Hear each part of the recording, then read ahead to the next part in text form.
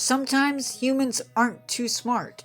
We think we can solve a problem by bringing in a species without one thought of what could be. Today, we'll be discovering what happens when we do release an animal or a plant into an unsuspecting ecosystem, but before we can hit the facts, we need to take a break in the action. Time for a quick pause in the action. Just a quick reminder for you to subscribe if you haven't. Click the like button, leave me a comment, and share the video with someone in your family or your friend group. And now, back to your regular video. Today, we're going to be discussing some species that were introduced on purpose. We are going to take a peek at 10 species that were introduced into various places on purpose. We'll learn why they were introduced and what happened after they were released. Let's start our journey. Multiflora rose. Multiflora rose was introduced back in the 1700s and it came from Eastern Asia.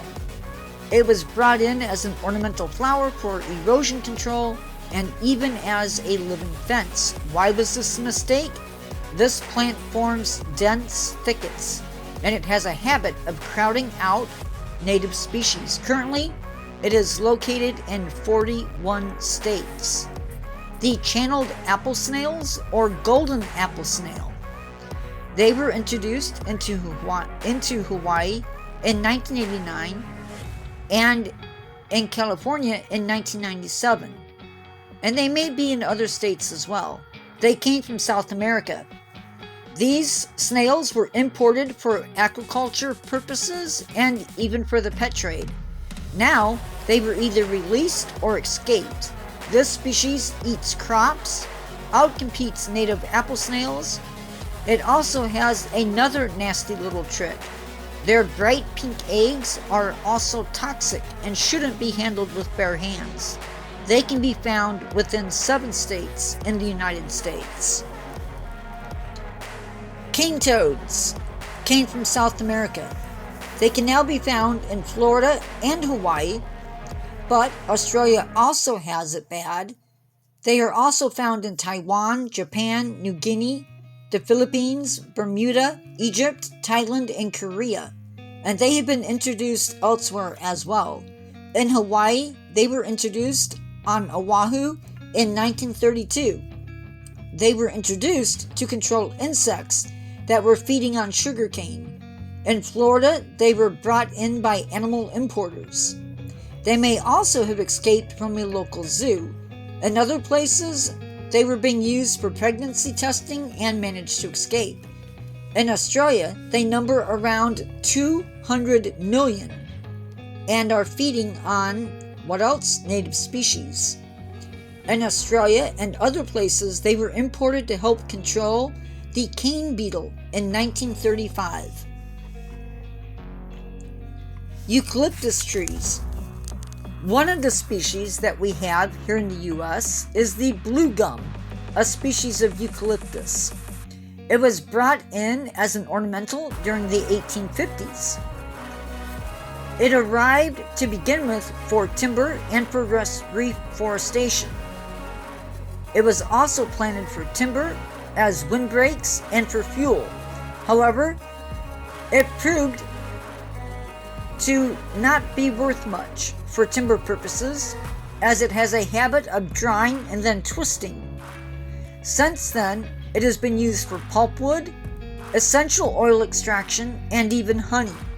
Not only do they outcompete with native trees, but their oily bark and leaves make this tree highly flammable. In Hawaii, they have problems with trees being invasive. They have naturalized problems with high winds causing trees to come down, as well as the ever-present threat of fire. Kudzu.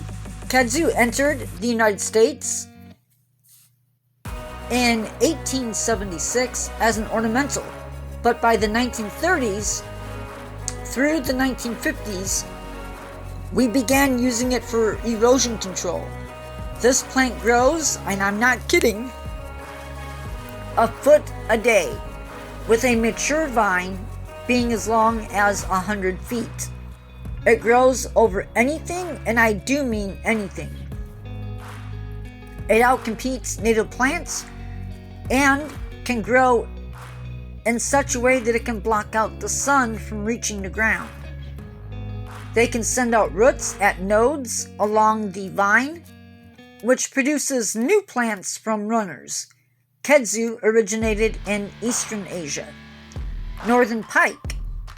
This fish may sound like a unique animal to be invasive, and yet in Alaska it is invasive. It was introduced as a sports fish in a lake in the Yenta River drainage in the 1950s. Using their original introduction site, they have dispersed into other rivers. Now, mind you, they were illegally released. Their introductions have led to impacts in native fish populations as well as impacting local economies. Axis deer. Axis deer were imported into Hawaii in 1867 as a gift from King, insert the name here. They were then released on Molokai. I hope I pronounced that right. In 1868, they have also been introduced into Oahu. I'm just going to insert the names here. And Maui. They came from Asia, and they have become invasive, causing damage to crops and to native ecosystems. Indian mongoose. In 1883, the Hawaiian Sugar Cane Company found that their sugar cane came under attack from rats. In order to control the rats, they introduced the mongoose to control the rats. The only problem they didn't consider is that the mongoose didn't just feed on the rats. They also fed on native wildlife. This put the birds at risk. Some were taken to extinction, or perhaps it endangered them. Who knows what else this mammal may be eating? Rosy wolf snail. This is another example of an animal that was brought in to control another animal. It was brought into Hawaii in 1955 to control other snails. The African land snail. This snail is said to be the reason why 8 native snails have gone extinct in Hawaii. And our last animal is the blue catfish.